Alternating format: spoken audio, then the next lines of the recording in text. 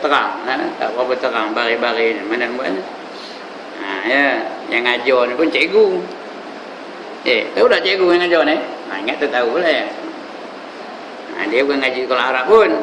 Jadi kalau baca dengar tu biasa lah tu. Ya. Orang baca Quran tak erti pun ada. Ini pula hadis. Antara hadis dengan Quran mana susah? Susah baca hadis ke susah baca Quran? Susah lagi membaca hadis Nabi SAW. Ya. Baik, kita tengok Melayu ni pula. Artinya sembahyang lelaki berjemaah lebih daripada sembahyang di pasar dan di rumahnya antara 23 dan 29 darjah. Bukan 29 dia, 29. Puluhnya tak ada tu. Tulis sendiri.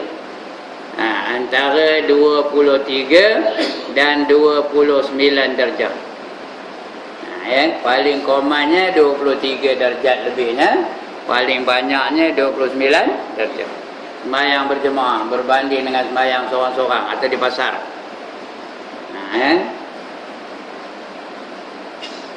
Itu adalah kerana seorang mereka apabila ia telah mengambil air sembahyang dengan elok, dia pun pergi ke masjid. Tidak lain tujuannya melainkan sembahyang. Tidak ada menyebabkan dia keluar melainkan sembahyang. Tiada melangkah dia selangkah melainkan diangkatkan untuknya dengan langkahnya itu 1 darjat. Dan diturunkan daripadanya 1 kesalahan sehingga dia masuk ke dalam masjid. Maka apabila dia telah masuk ke dalam masjid, adalah dia di dalam sembahyang selagi sembahyang itu menyebabkan dia tertunggu, dan para malaikat berselawat atas seorang kamu selama dia berada di majlis tempat dia bersembahyang itu. Mereka berkata, ya Allah, kasihlah dia. Ya Allah, ampunilah dia. Ya Allah, ampunilah dia. Ya Allah, taubatlah dia. Selagi dia tidak menyusah dan tidak berhadas. Tidak menyusah dan tidak berhadas di dalamnya. Hadis ni pendek je, tapi dia punya implikasi sangat banyak, sangat besar, sangat berat. Apa katanya? Seorang lelaki, dia sembahyang berjemaah. Yang kita adalah sembahyang berjemaah, tapi bukan sembahyang Jumaat saja. Sembahyang berjemaah hendak sembahyang lain-lain tu. 5 waktu sehari semalam hendaklah berjemaah. Seorang lelaki sembahyang dia berjemaah lebih dari sembahyangnya di pasar. Ada ke orang pergi pasar sembahyang? Tak ada pun ya. Tapi kalau dia sembahyang di pasar pun, walaupun berjemaah di masjid ni, lebih lagi daripada 23 hingga 29 darjat lebih ni. Ya. Itu adalah kerana apa? Seseorang mereka apabila ia telah mengambil air sembahyang dengan elok, dia ambil uduk dengan elok, dengan doa-doanya. Itu dah baca dah tamat dah. Hidayatul Salikin dah tamat di sini, sudah ngajar pun ya. Dah ngajar belum? Ya Allah, ngajar lu dah tamat, apa lagi ya?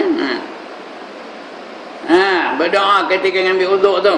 Bila basuh muka ada doanya, basuh tangan ada doanya, sapu kepala ada doanya, sapu telinga ada doanya, sapu tengkuk ada doanya, basuh kaki kanan ada doanya, basuh kaki kiri ada doanya. Nak dibetulkan doa-doanya itu ya. Yang pertama, sapu basuh muka, apa doanya? Ya Allah. Sudah tak dibaca lagi ke kitab tu. Kitabnya dah habis. When was the last time you opened the kitab? Ya. Entah berapa belas tahun sudah, tak pernah berbuka balik. Sudahlah tak tahu. Patutnya hari-hari ditelaahkan kitab tu. Masa basuh muka, doanya, ya Allah, ya Tuhanku, putihkanlah muka aku dengan nur Engkau. Bukan dengan cat ya, dengan nur Engkau. Di hari Engkau putihkan muka-muka wali-wali Engkau. Orang-orang yang kamu suka tu putihkanlah mukanya. Dan janganlah Engkau hitamkan muka aku di hari kamu dengan kegelapanmu, dengan zulumat Engkau, di hari engkau hitamkan muka-muka musuh-musuh engkau. Sekali lagi. Apa doanya? Ya Allah, putihkanlah muka aku dengan nur engkau, dengan cahaya engkau. Di hari engkau putihkan muka-muka wali-wali engkau. Dan janganlah engkau hitamkan muka aku dengan kegelapan kamu di hari kamu gelapkan muka-muka musuh-musuh engkau. Tuan-tuan dan saudara sekalian, di akhirat besok ada orang mukanya putih berseri seperti matahari berseri-seri. Nah, hasil daripada anggota wuduk itu. Dia basuh muka tu berseri-seri. Dia basuh tangan tu bercahaya-cahaya. Nah, ya. Sebab Allah kata yauma tabyaddu wujuhum wa taswaddu wujuh, kata Allah. Pada hari diputihkan muka-muka dan pada hari juga dihitamkan muka-muka. Orang yang Tuhan kasih seperti nabi-nabi, rasul-rasul, wali-wali, syuhada-syuhada, putih berseri-seri muka mereka. Tapi musuh-musuh Allah, orang yang menentang hukum Allah, orang yang tak setuju dengan pelaksanaan hukum Allah, mukanya hitam gelap aja dengan zulumat Allah. Tu baru basuh muka. Basuh tangan kanan. Apa doanya? Ya Allah, engkau berikanlah kitab amalku dengan tangan kananku. Dan hisablah aku dengan hisab yang ringan. Dapat kitab dengan tangan kanan. Tak kata tak. Kitab ada 3 cara ngambilnya. Satu dengan tangan kanan, lagi satu dengan tangan kiri, lagi satu cucuk dada tu dengan tangan kiri, ambil dari belakang. Anda yang mana? Antara 3 cara. Anda dengan tangan kanan, jangan dengan tangan kiri. Lebih-lebih lagi jangan dicucuk dada tu dengan tangan kiri, tembus ke belakang, ambil kitab dari belakang. Itu bahaya tu. Jadi kita doa masa basuh tangan kanan tu, ya Allah, berikanlah kitab amalku dengan tangan kananku, dengan melalui tangan kananku. Dan hisablah aku dengan hisab yang ringan. Di akhirat besok kita akan dihisab oleh Allah Ta'ala. Kereta tinggal berapa, motor tinggal berapa, motor tinggal berapa, rumah tinggal berapa, duit dalam bank ada berapa, semua akan dicek. Tapi ceknya ringan saja. Kalau bersangatan, itu cek satu persatu. Macam kita turun dari KLIA lah. Ada orang ceknya ringan ni. Orang balik dari Mekah ringan ke berat ceknya? Tuan-tuan, orang balik dari Mekah berat ke ringan ceknya? Ringan aja. Ya tak? Betul? Ada bangkangan? Ada beli kapet Pak Haji, kata dia balik dari Mekah. Tak ada, kata. Padahal dalam beg tu ada 16 tu. Baru lepas teroyak depan Kaabah tu, ya Allah, ampunlah dosa aku, banyak dosa ni, ya Allah. Balik-balik ni custom, ya Allah. Tapi custom tu tahu ke tak? Tahu saja, lepas aja. Itu hisab yang ringan. Di akhirat esok macam itu juga. Ceknya lebih kurang, ringan aja ceknya. Itu kita nak minta dengan Allah Ta'ala, ya Allah, berikanlah kitab amalku melalui tangan kananku. Bila basuh tangan kiri, apa doanya? Ya Allah, janganlah engkau berikan kitabku melalui tangan kiri aku atau melalui belakang aku. Kalau tangan kiri itu reti masuk neraka tu. Wa ashabus shimal ma ashabus shimal fi samumin wa hamimin wa zillim min yahmumin la baridin wa la karim. Dan golongan kiri, siapakah itu golongan kiri? Mereka berada di dalam neraka yang terdapat asap-asap yang panas-panas, udara-udara yang panas, tiada kesejukan dan tiada keselesaan bagi mereka. Itu kalau dapat tangan kiri. Siapa ndak angkat tangan? Nantak lah, you aku lah. Siapa ndak angkat tangan? Dapat kitab dekat tangan kiri. Yang ketiga, ngambil kitab melalui dari belakang. Cucuk dada tu, tangan kita cucuk dada. Tok, kita tembus ke belakang. Lepas tu ambil dari belakang. Itu lagi teruk daripada tangan kiri tadi. Tangan kiri yang kita tak lalui, ini lagi teruk.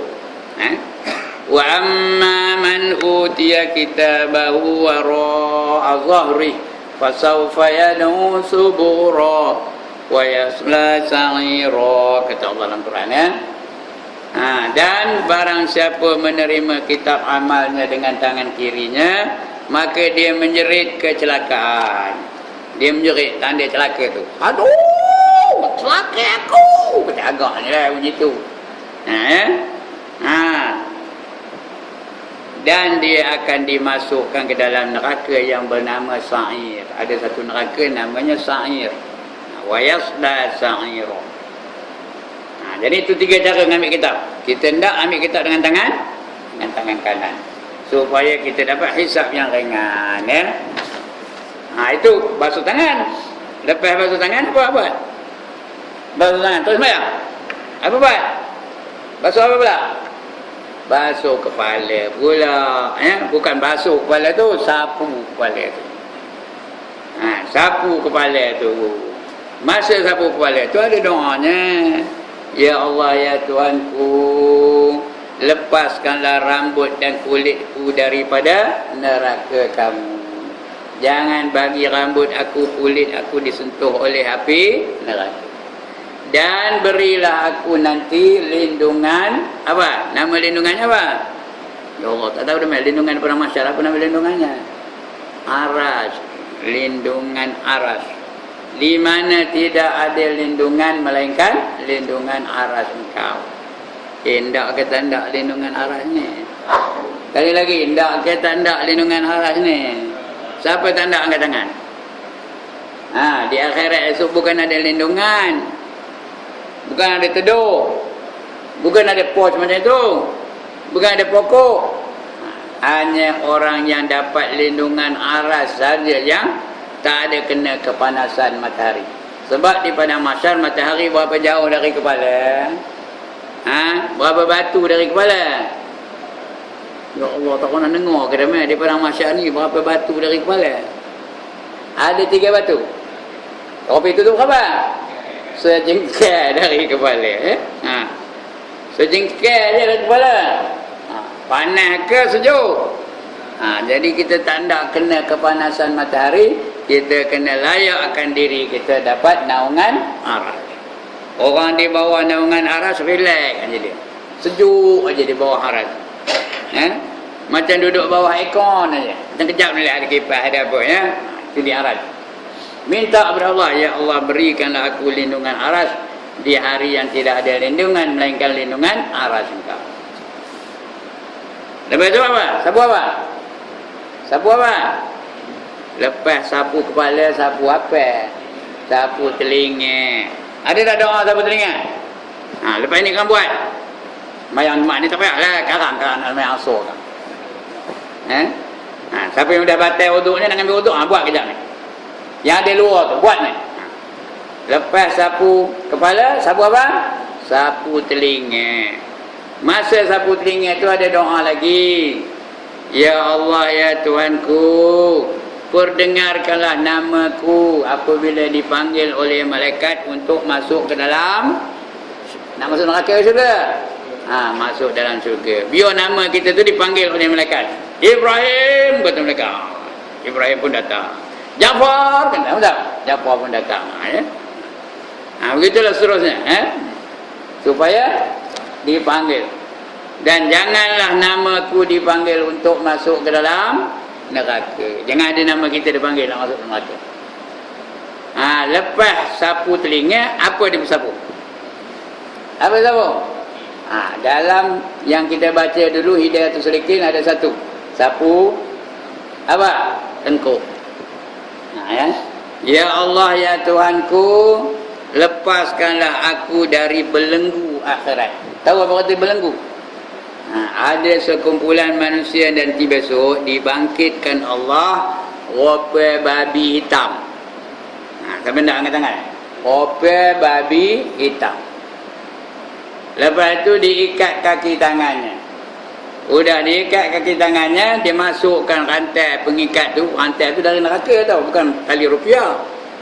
Rantai tu dari neraka, pengikat dia tu. Dimasukkan rantai tu ke dalam mulutnya. Lepas tu dia keluarkan ikut punggung. Masuk dalam mulut, ikut punggung. Lepas tu dia rantai semula. Dia belenggu balik. Lepas itu dia heret daripada kubur sampai ke padang mahsyar.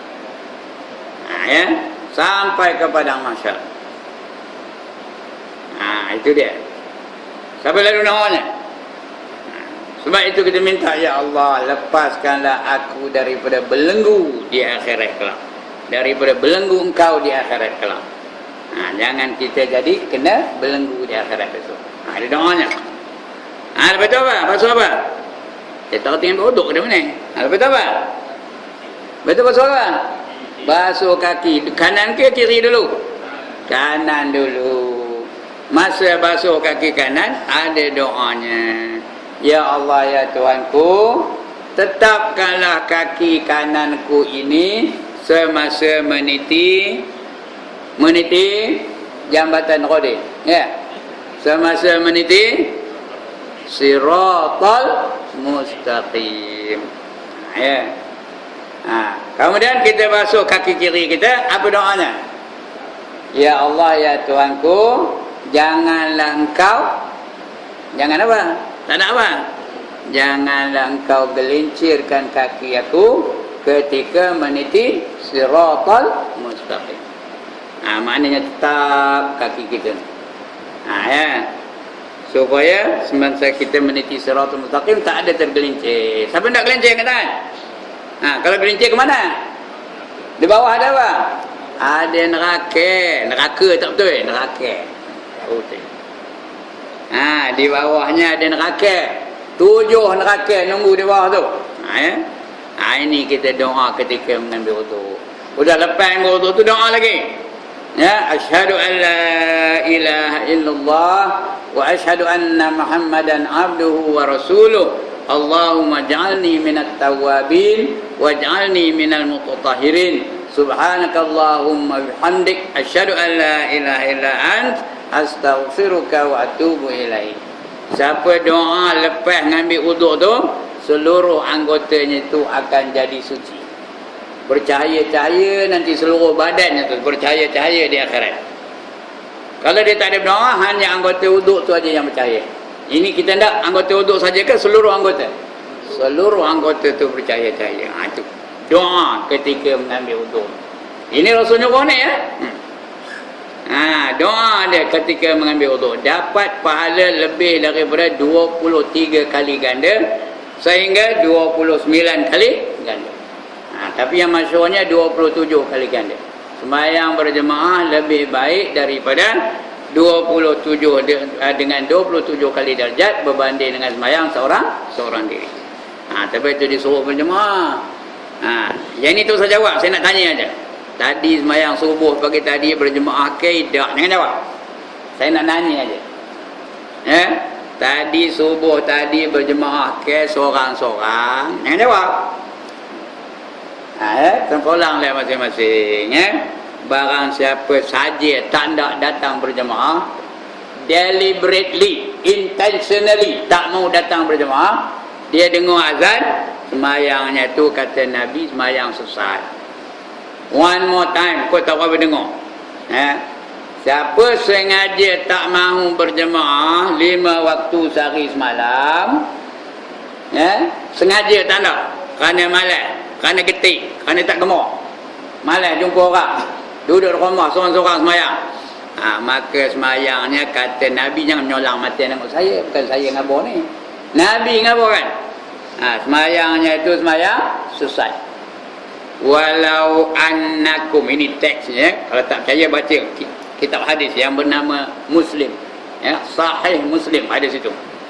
Walau annakum sallaitum fi buyutikum kama yusalli hadzal mutahallifu fi baitih la taraktum sunnata nabiyikum walau taraktum sunnata nabiyikum la dhalaltum, kata Nabi. Ini hadis sahih ni. Barang siapa sengaja sembahyang di rumahnya, seperti mana mereka yang tak hadir pada saat ini kerana mereka sembahyang di rumah mereka, maka kamu telah meninggalkan sunnah Nabi kamu. Siapa meninggalkan sunnah Nabi kamu, maka sesatlah kamu. Maka, sekali lagi, apa?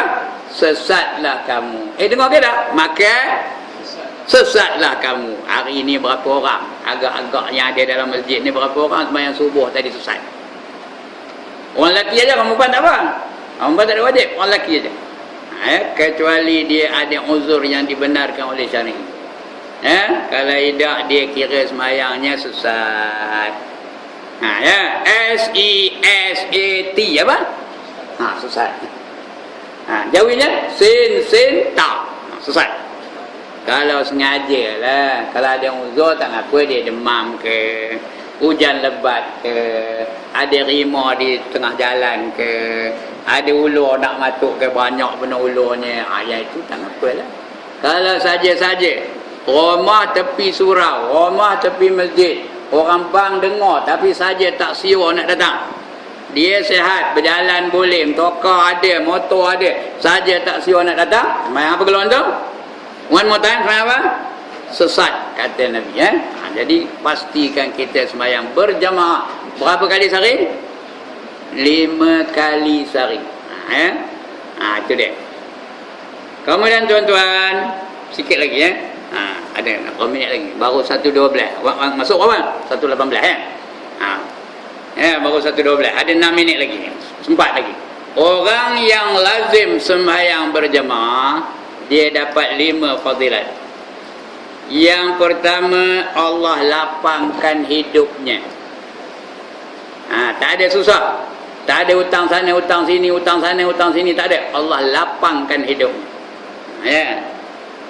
Kalau dia ada masalah dalam hidup, hutang sesaja, kadang-kadang anaknya meragam, isterinya meragam, diri dia meragam, penyakit tak mau hilang-hilang, ada je sakitnya, ubatnya tak ada lain, sembahyang berjemaah. This one you can try. Kalau saya menipu, try. Tengok, janganlah sekali aja, sehari aja, try. InsyaAllah Allah lapangkan kehidupannya. Allah selesaikan masalah hidupnya. Itu yang pertama. Yang kedua, dia lepas dari seksa kubur. Siapa lalu noho seksa kubur, angkat tangan. Seksa kubur ada berapa? Tengok jari saya ni. Seksa kubur ada berapa? Ada 4. Pertama, soalan dan pukulan mungkar wa nakir. Yang pertama, marah buka, entah tidak aku tahu, pam baginya 70 hasta terbenam ke bumi. Waman nabiyuka, anyong orang ngerti, pam baginya. Sampai lalu nohonya. Soalan dan pukulan mungkar dan nakir. Yang ketiga, dihimpit bumi. Itu pertama tadi Itu yang pertama. Yang kedua, dihimpit bumi hingga, tengok jari saya ni, hingga berselisih tulang rusuknya. Yang ketiga, didatangkan apa yang opini ni? Apa? Ular dan kala. Mematuk-matuk, menggigit-gigit sampai hari kiamat. Tahu berapa panjang ularnya? Sebulan perjalanan dari kepala ke ekor, sebulan perjalanan, mematuk-matuk, menggigit-gigit, mengokok-ngokok sampai hari kiamat. Itu yang ketiga. Namanya pun teruk, Suja'ul Aqra', kata nama ular tahu. Suja'ul Aqra', nyebut qra', ya Allah, nyebut pun takut. Itu yang ketiga. Yang keempat, dimasukkan ke dalam kuburnya api neraka. Api nerakanya itu masuk dalam kubur. Itu yang kita doa pada orang mati itu, Allahumma ja'al qabrahu rawdatan min riyadil jannah wa la taj'al qabrahu kufratan min kufurin niran. Ya Allah, jadikanlah kuburnya satu taman daripada taman syurga, janganlah engkau jadikan kuburnya itu satu jurang daripada jurang neraka. Itu 4 seksa kubur. Yang mana lalu nohonya cek kabur. Yang pertama tadi pukulan, soalan dan pukulan mungkar nakir. Yang kedua, dihimpit bumi sehingga berselisih tulang rusuk. Yang ketiga, didatangkan ular dan kala, mematuk-matuk sampai hari kiamat. Yang keempat, didatangkan api neraka masuk dalam kubur. Jadi orang yang lazim 5 kali sehari sembahyang berjemaah, dia lepas dari seksa kubur. Ndak ke tak ndak. One more time. Ndak ke tak ndak. Sekarang Jemaat sinilah. Asal kan, di mana nak sembahyang? Di mana didirikan jemaah. Kalau lalu noho seksa kubur, tak apa lah lantak, tak payah datang. Ya. Itu yang kedua. Lepas daripada seksa kubur. Yang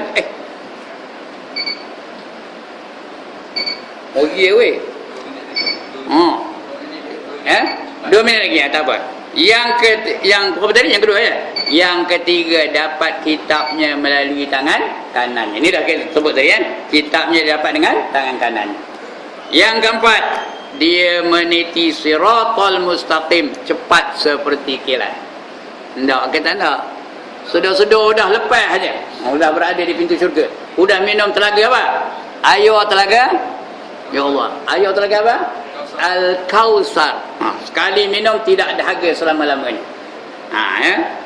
Itu dia. Meniti siratal mustaqim, cepat seperti kilat.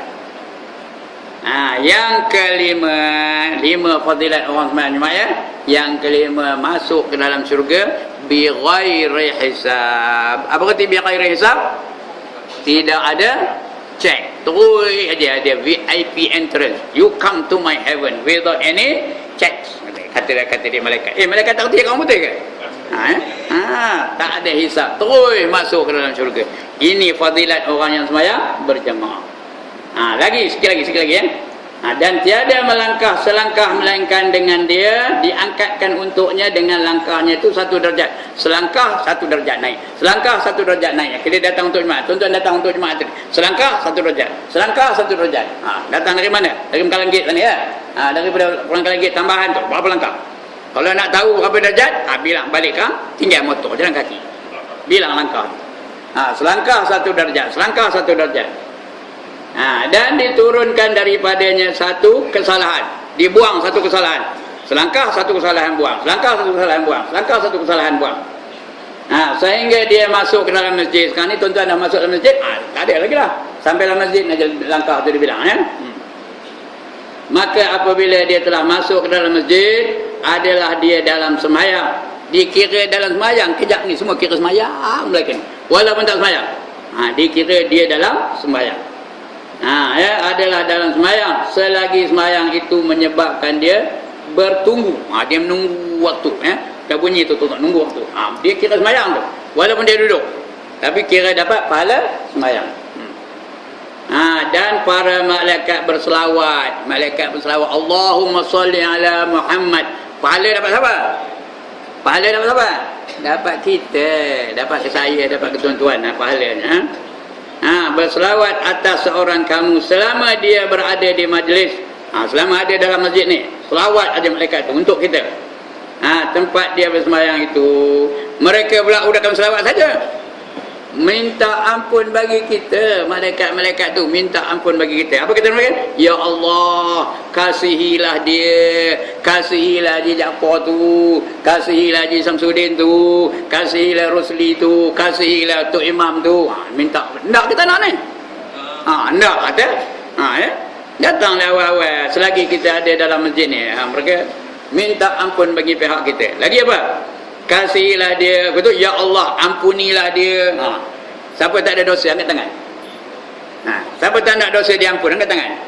Jadi kita semua nak dosa kita diampun. Jadi malaikat minta ampun bagi pihak kita. Ya Allah, ampunilah dia. Lagi apa? Ya Allah, taubatilah dia. Katanya terimalah taubat dia. Selagi dia tidak menyusah dan tidak berhadas di dalamnya. Bila dah kentut, tak ada hadas, pergilah keluar ambil hadas lain. Ketika itu tak ada dia berdoa lagi. Masuk balik, didoakannya balik.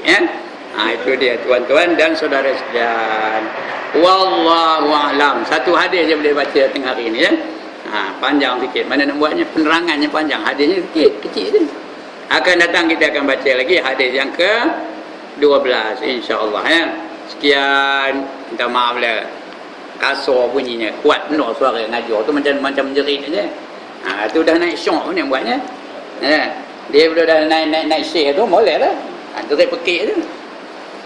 Itu style saya ngajar mana buatnya. Kena